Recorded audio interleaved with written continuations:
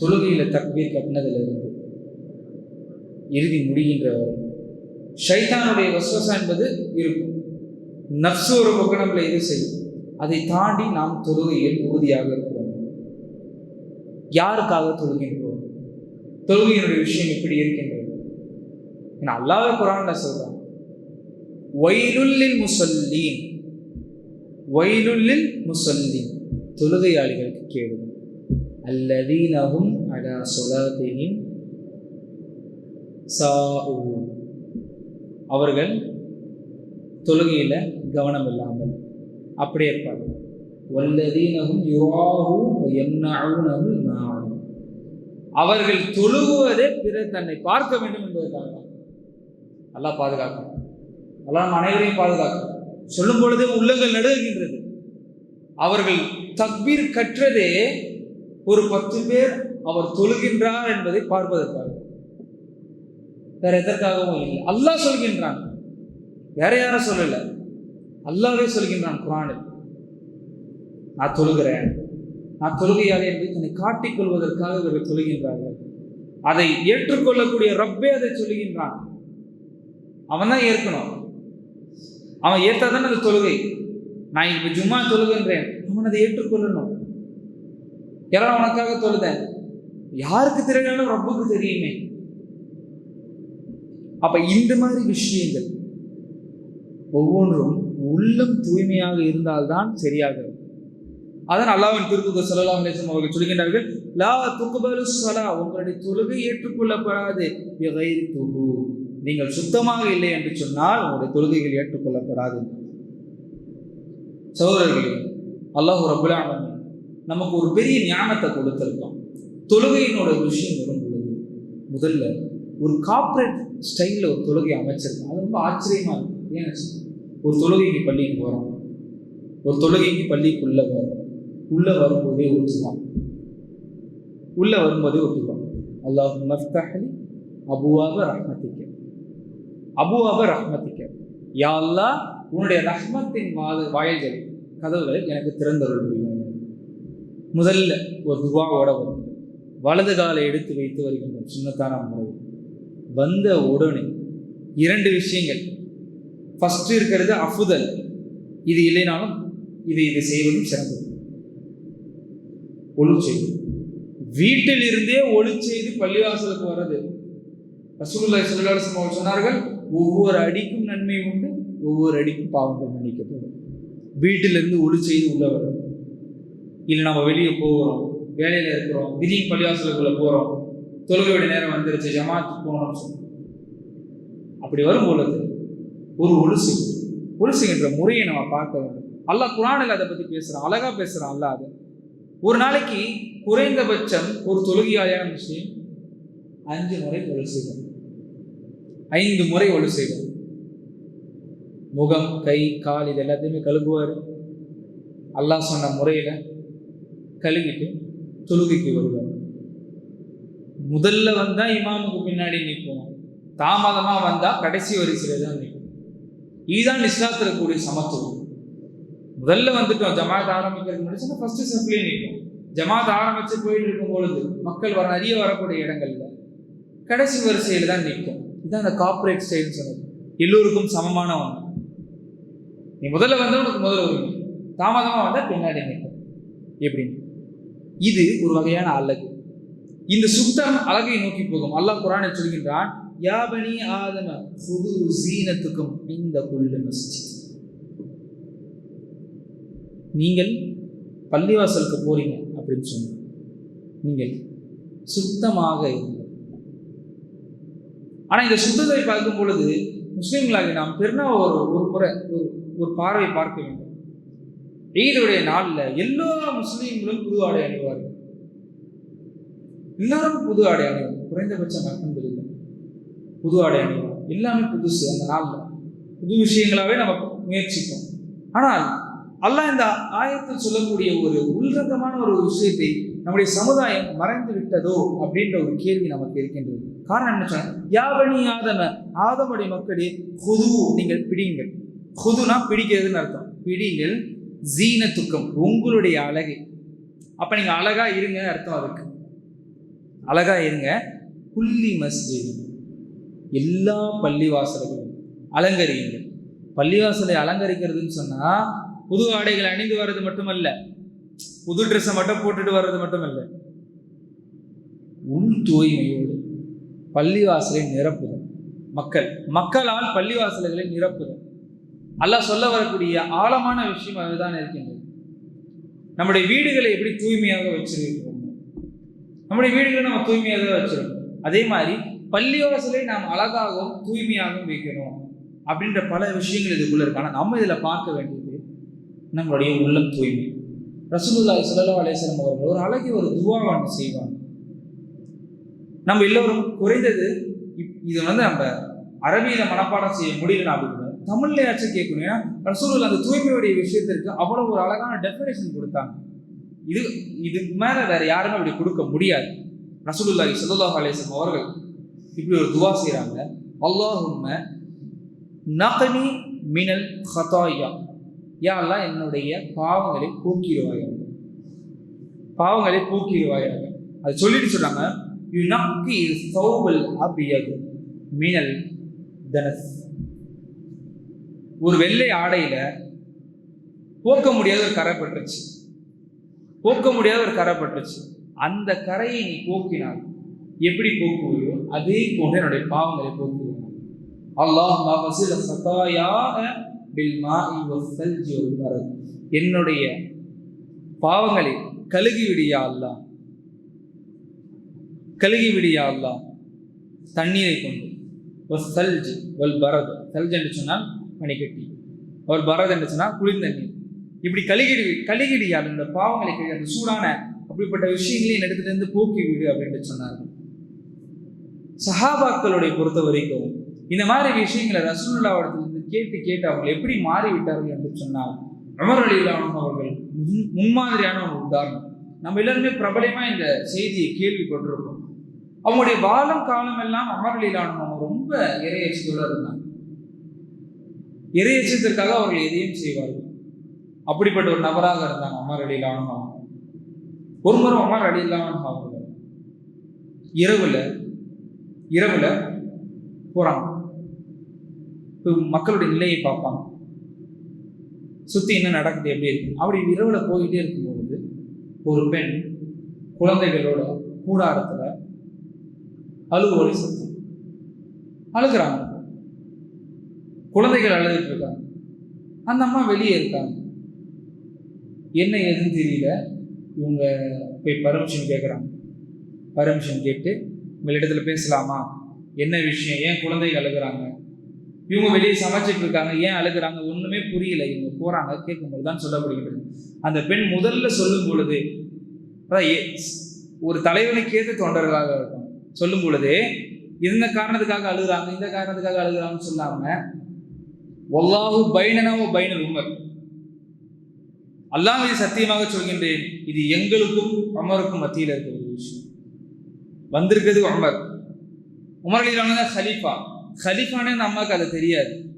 ஆனா சொல்றாங்க, அல்லாஹ் மேல சத்தியமா இது எனக்கும் உமருக்கும் மத்தியில் இருக்கக்கூடிய விஷயம். என்ன ஏதுன்னு அப்பதான் அவங்க பொறுமையை கேட்கிறாங்க. உமர் ரலியல்லாஹு அன்ஹு என்ன ஆச்சுன்னு சொல்லும் பொழுது, என்னுடைய பிள்ளைகள் எல்லாம் பட்டினியா இருக்கு, எங்களுக்கு உணவு பற்றாக்குறையா இருக்கு, அந்த பிள்ளைகளை ஏமாத்துறதுக்காக நம்ம சமைக்கிற மாதிரி ஒரு பாவனை செஞ்சுட்டு இருக்காங்க, ஒரு ஆக்ஷன் பண்ணிட்டு இருக்காங்க. ஆனா சாப்பாடு கிடையாது. எங்களுக்கும் பொறுப்பேற்று வந்த உமர் அவர்களுக்கு எங்களுக்கு சாப்பாடு கொடுக்கறத விட வேற என்ன வேலை இருக்கு? எங்களுக்காக தானே மக்கள் ஜகாத்தினுடைய பணங்களை தராங்க. இவங்க விஷயங்களை கேட்கிறாங்க. ஆதங்கம், உணவு பசி. உமர் ரலியல்லாஹு அன்ஹு அவர்கள் ஓடினார்கள் பைத்துல் மாலை நோக்கி. பைத்துல் மாலை நோக்கி ஓடினாங்க. காதிமை கூட அந்த பொருளை தூக்க விடவில்லை. பைத்துல் மாலுக்குள்ள போய் இருக்கிற என்னென்ன கையில கிடைச்சதோ எல்லாத்தையும் எடுத்துட்டு ஓடி வந்து அந்த பெண்மணி இடத்துல கொடுத்து, அவங்க எடுத்து கொடுத்து உணவும் தயாரிக்க உதவி செஞ்சு உணவும் பிள்ளைகளுக்கு கொடுத்தார்கள். ஏன் அப்படி சொன்னா, அந்த ஹாதிம் கேட்கிறாங்க, நீங்க ஏன் தூக்கணும்? ஹாதிம் பணியாளர், நான் தூக்கிட்டு வரேன் உங்களுக்காக, நீங்க ஏன் அதை தூக்கணும்? இது நடக்கிறது இரவுலயே நடக்குது, கொஞ்ச நேரத்துல நடக்குது. என்னுடைய சுமைகளை நீங்க நாளைக்கு மறுமையில சுமக்க மாட்டீங்க, நான் தான் என்னுடைய சுமைகளை சுமப்பேன். என்னுடைய சுமைகளை நான் தான் சுமக்கணும், நீங்கள் சுமக்க மாட்டீர்கள் அப்படி இருந்தார்கள் சஹாபாக்கள். இன்னொரு உதாரணத்தை சொல்லலாம். இமாம் அபூ ஹனீஃபா ரஹிமஹுல்லாஹ் அவர்கள் பெரிய வியாபாரி, ஜவுளியுடைய இந்த துறையில பெரிய அளவு சக்சஸ். அதை மார்க்கத்தை பின்பற்ற வேண்டும் என்று சொன்னால் சில மக்கள் என்ன நினைக்கிறாங்க அப்படின்னா, இது ஒரு உதாரணம், எல்லா முஸ்லீம்களுமே தெரிஞ்சுக்கணும். அல்லாஹ் ரசூல் தொழுகை இப்படியே இருந்தா இது போதுமானது அப்படின்னு நினைக்கிறாங்க. மாறாக அப்படி அல்ல. நாம் ஒரு துறையை தேர்ந்தெடுக்க வேண்டும். உலகத்துல வாழ்றது நம்ம ரிஸ்க்குக்கான தேடலே நம்ம இருக்கணும். அல்லாஹ் எந்த இடத்துலையுமே அல்லாஹ் நீங்கள் ரிஸ்க்கை தேடாதீர்கள், அப்படியே இருங்க உங்க இடத்துல வரும்ன்ற மாதிரி அல்லாஹ் சொல்லல. அல்லாஹ் என்ன சொல்றான்? முயற்சி செய்ய சொல்றான். முயற்சி செய்ய ரிஸ்க்குக்கு நான் பொறுப்பேன். எப்படி காலையில பறவைகள் வெறும் வயிறால் வீட்டிலிருந்து வெளியேறி திரும்பி அதோடைய கூடுக்கு வரும்பொழுது வயிறு நிரம்பியதாக வருகின்றது, அதே போல மூமின்களுக்கு அல்லாஹ் ரிஸ்க் அளிக்கின்றான். மூமின்கள் ஒவ்வொருத்தரும் தேடணும். அப்படி இருக்கக்கூடாது என்பது மார்க்கத்தினுடைய கருத்து. அப்படி இருக்கும் பொழுது அபூ ஹனீஃபா ரஹிமஹுல்லாஹ் அவர்கள் நல்ல சம்பாதிச்சாங்க. 10 வயசுல இருந்து அவங்க இந்த துணி கடை வியாபாரம்ன்ற ஒரு இருந்தாங்க. 17 வயசு வரைக்கும் அவங்களுக்கு இதுல எந்த ஒரு தொடர்புமே கிடையாது மார்க்கத்தினோட. அந்த காலத்துல கூடிய ஒரு பெரிய சஃப்வான் நினைக்கிறேன். அவங்க இப்படி இவங்க கிராஸ் பண்ணி போறாங்க. கிராஸ் பண்ணி போகும்போது அபூ ஹனீஃபா ரஹிமஹுல்லாஹ் பார்த்துட்டு தம்பிங்க வா அப்படின்றாங்க. எங்க ரொம்ப வேகமா நடந்து போயிட்டு இருக்கு அப்படின்னு கேட்கலாம். இல்லை, இந்த மாதிரி எங்கள் அத்தாவுடைய கடை நான் தான் பார்த்துட்டு இருக்கேன், நான் அதனுடைய வியாபார விஷயமா உடனடியாக போகிறேன். இல்லை வேகமாக சொல்லுங்க அப்படின்றாங்க. இந்த ரிலாக்ஸ் பண்ணுங்க. உங்களை பார்க்கும்போது உங்களுக்கு நல்ல எதிர்காலம் இருக்குன்னு தெரியுது. நீங்கள் மார்க்கத்தினுடைய கல்வியை படிச்சுக்கோங்க. 17 வயசு வரைக்கும் மார்க்கத்தினுடைய தொடர்பே இல்லாத ஒரு மனிதர் இவங்க அபூ ஹனீஃபா ரஹிமஹுல்லாஹ். அதற்கு பிறகு மார்க்க கல்வியை படிக்கிறது. மார்க்கம் படிச்சுக்கிட்டே இருக்கிறாங்க. 40 வயசுல அந்த ஊருடைய கூஃபாவுடைய தலைமை, அந்த பள்ளிவாசலுடைய தலைமை இமாமா ஆகுறாங்க. இன்னும் நீண்ட வரலாறு அவங்களுடைய வரலாறு என்பது அந்த காலத்துல முஅத்தஸிலாவுடைய கொள்கைகளாக இருக்கட்டும், இந்த ஹாரிஜினுடைய குழப்பங்களாக இருக்கட்டும், முஸ்லிம்களுக்கு மத்தியில ஹதீஸையே வியாபாரமா ஆக்கினாங்க. ஹதீஸ தங்களுடைய எப்படி யூதர்கள் நசராணிகள் தங்களுடைய தேவைகளுக்காக ஹதீஸ அவங்களுக்கு கொடுக்கப்பட்ட வகைகளை மடக்குனாங்களோ, அல்லாஹ்வே சொன்னார், சமணன் கையில சொற்ப காசுக்காக வித்தார்கள் அவங்களுடைய வசனங்கள். அல்லாஹ் குர்ஆன்ல சொல்றான், பல இடங்கள்ல சொல்றான். யூதர்கள் நசராணிகளை பத்தி பேசும்போது, ஜூஸ் கிறிஸ்டியன்ஸை பத்தி பேசும்பொழுது, நம்ம அவங்களுக்கு ஒரு வேதத்தை கொடுத்தோம், அந்த வேதத்தை அவர்களுக்கு ஏற்ற மாதிரி திருப்பிக்கிட்டாங்க, மாத்திக்கிட்டாங்க, சட்டங்களை அவங்களே மாத்திக்கிட்டாங்க. அல்லாஹ் குர்ஆன்ல பேசுறான். அப்படி இருக்கும் பொழுது இந்த மாதிரியான மக்கள், ஒரு பக்கம் காஃபிர்கள், இன்னொரு பக்கம் முனாஃபிகீன்கள், மார்க்கத்துல குழம்பி போறவங்க, இவங்க எல்லோரையுமே முதலில் உறுதியாக எதிர்த்தவங்க இவங்க. அதுல மாற்று கருத்து இல்லை.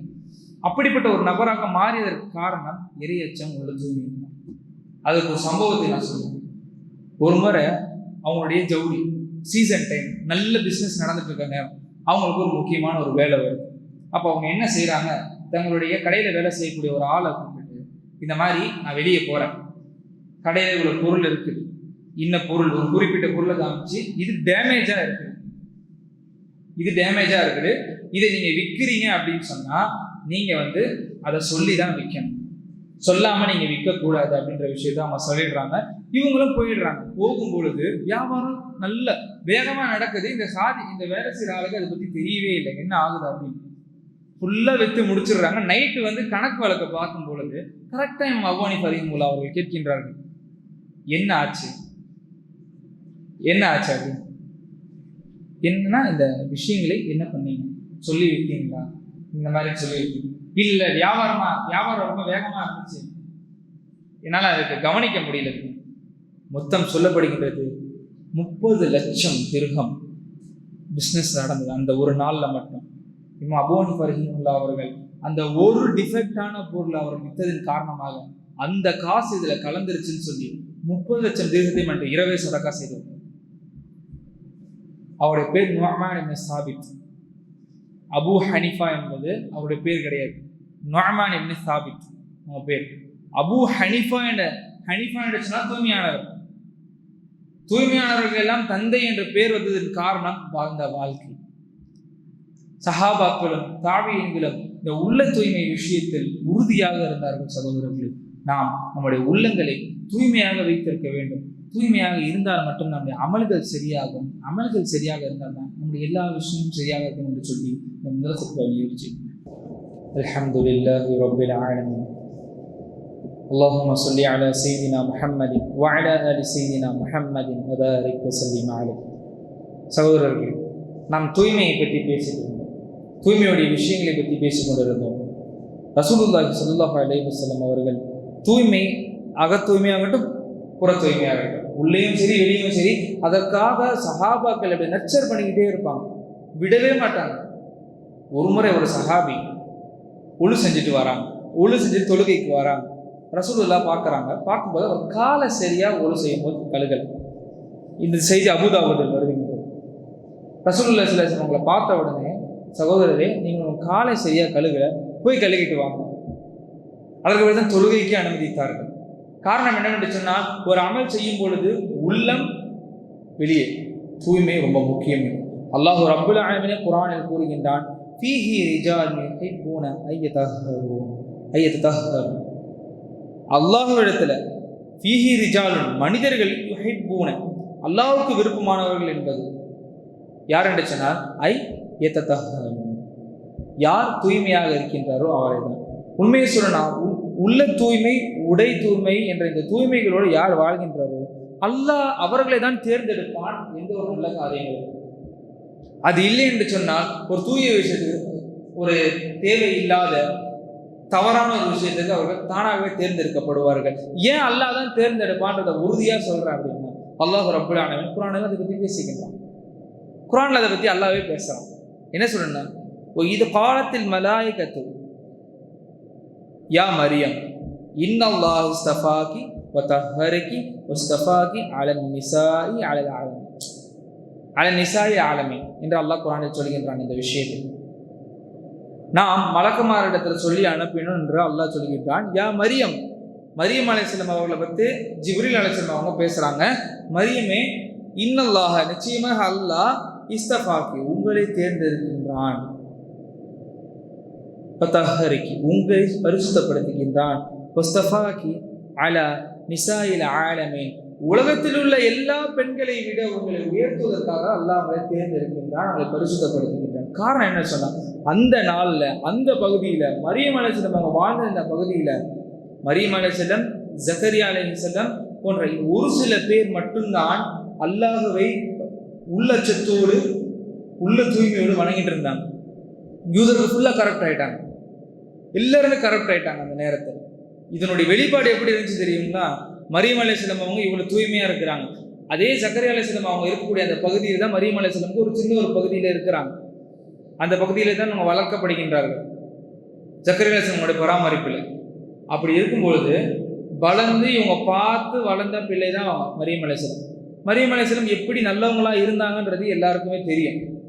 இருந்தோம் மரியம் அலைஹிஸ்ஸலாம் அவர்களுக்கு ஈசா அலைஹிஸ்ஸலாம் அவங்க அல்லாஹ் தேர்ந்தெடுத்துட்டான், நீங்க பெற்றெடுப்பீங்க அப்படின்னு சொல்லிட்டாங்க.